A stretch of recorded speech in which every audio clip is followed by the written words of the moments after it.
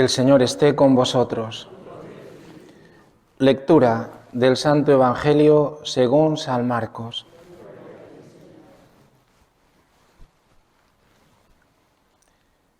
En aquel tiempo Jesús se apareció a los 11 y les dijo: Id al mundo entero y proclamad el Evangelio a toda la creación. El que crea y sea bautizado se salvará. El que no crea será condenado.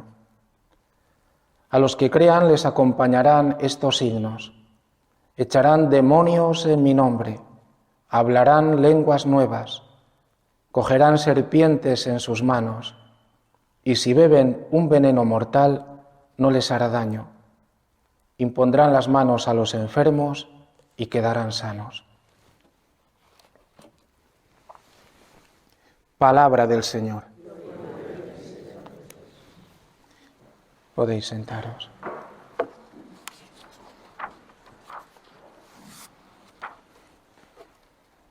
Celebramos hoy, como hemos dicho al principio, esta fiesta. Es una fiesta el que Dios nos haya entregado a un apóstol tan grande como Pablo, apóstol de los gentiles.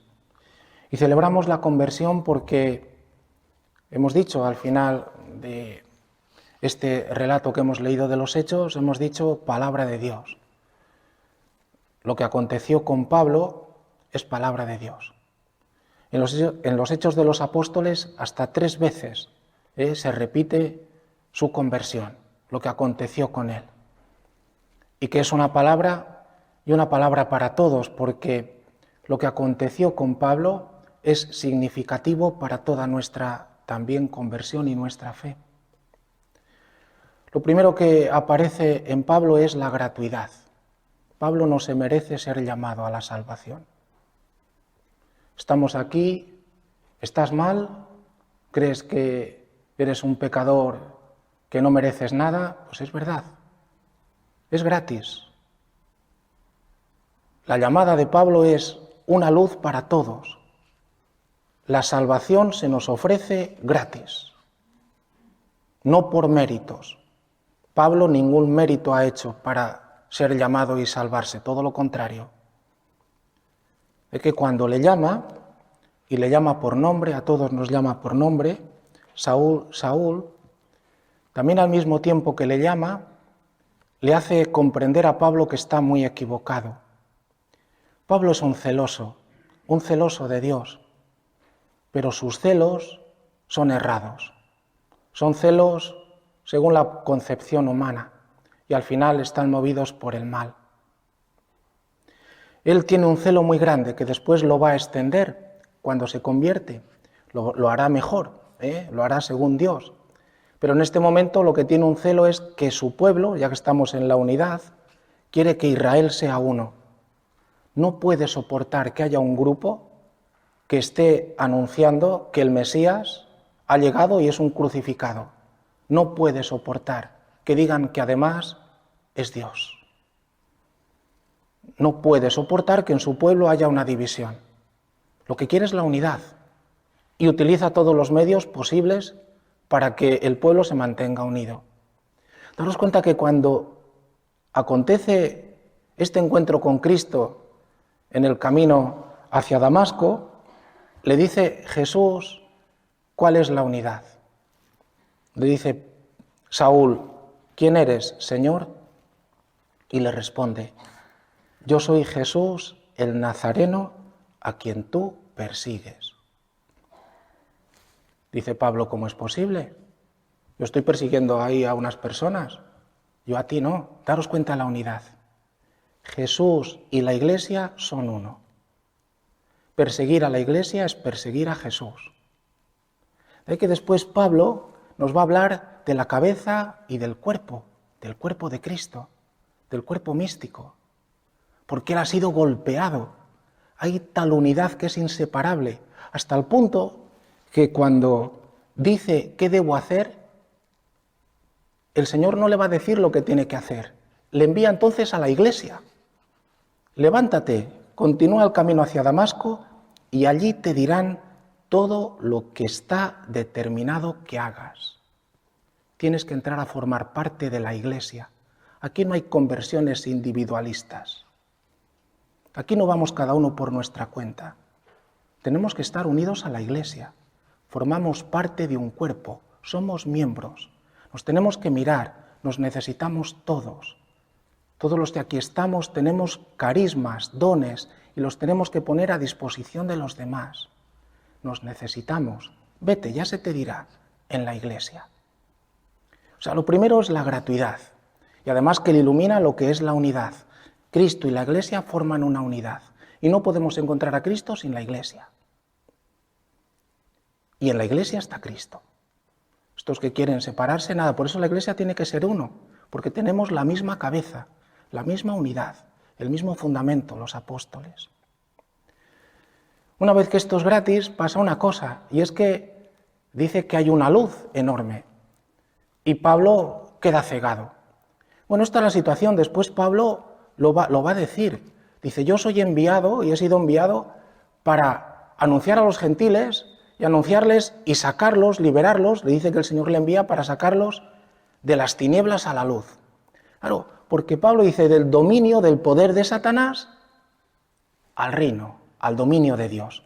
Pero ¿cómo es posible que Pablo, siendo un fariseo, se dé cuenta de esto? ¿Sabéis? En cuanto fariseo lo dice él, yo pensaba que yo era impoluto porque cumplía la ley. Dice cuando escribe a los filipenses que respecto a la ley era intachable. Había convertido en un dios la ley y la cumplía a rajatabla. Era perfecto respecto al cumplimiento de la ley. Pero esto le ensoberbecía. Resulta que cuando entra Cristo en un corazón, en una sociedad como esta, ¿verdad que no hay pecado? Nada, no existe nada.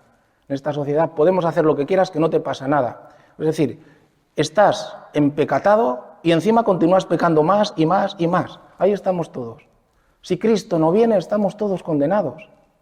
Todos. Daros cuenta que es un fariseo respecto a la ley intachable. Y cuando entra Cristo en su corazón, se da cuenta de una cosa. Que en lugar de estar haciendo la voluntad de Dios, está haciendo la voluntad de Satanás, persiguiendo al mismo Dios en los cristianos. Y pensaba que estaba haciendo bien. Por eso dirá que hasta el mismo Satanás se viste de luz, porque al mismo le había cegado. Pensaba que estaba haciendo bien, que estaba haciendo la voluntad de Dios, y se dio cuenta que era un pecador, que estaba en las tinieblas, que no había comprendido nada, que no había entendido las Escrituras, que no había entendido las profecías, que por eso había rechazado a aquel que estaba crucificado. Después no querrá saber otra cosa que Cristo y Cristo crucificado. Este es el que me enseña hasta dónde llega el amor de Dios, hasta dónde me ha amado y hasta dónde yo quiero amarlo.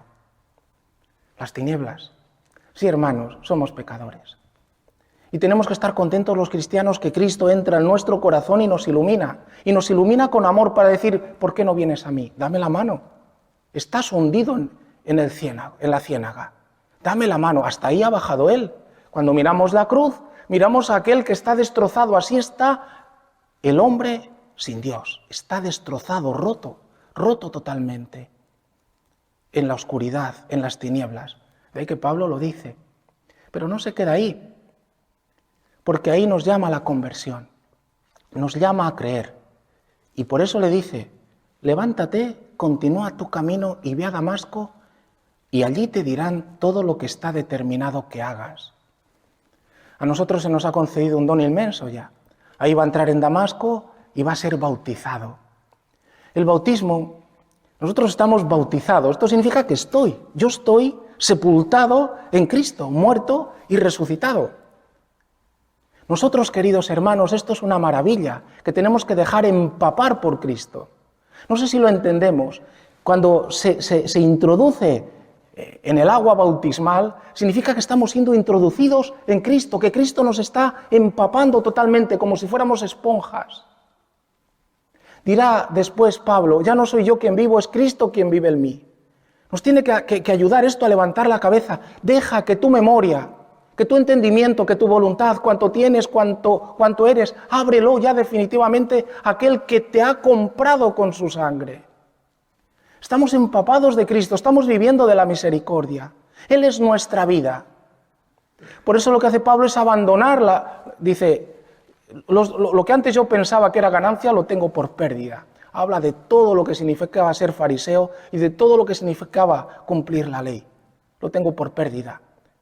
Mi única ganancia es Cristo, es mi tesoro. Nosotros estamos sepultados en Cristo. Dejémonos empapar por aquel que es nuestra vida, nuestro Señor, nuestro Dios. Dice que va a ser bautizado y dice que en esto ocurren dos cosas importantes. Primero es el perdón de los pecados. Recibir el perdón de los pecados, porque el bautismo nos da y nos impetra una nueva conciencia.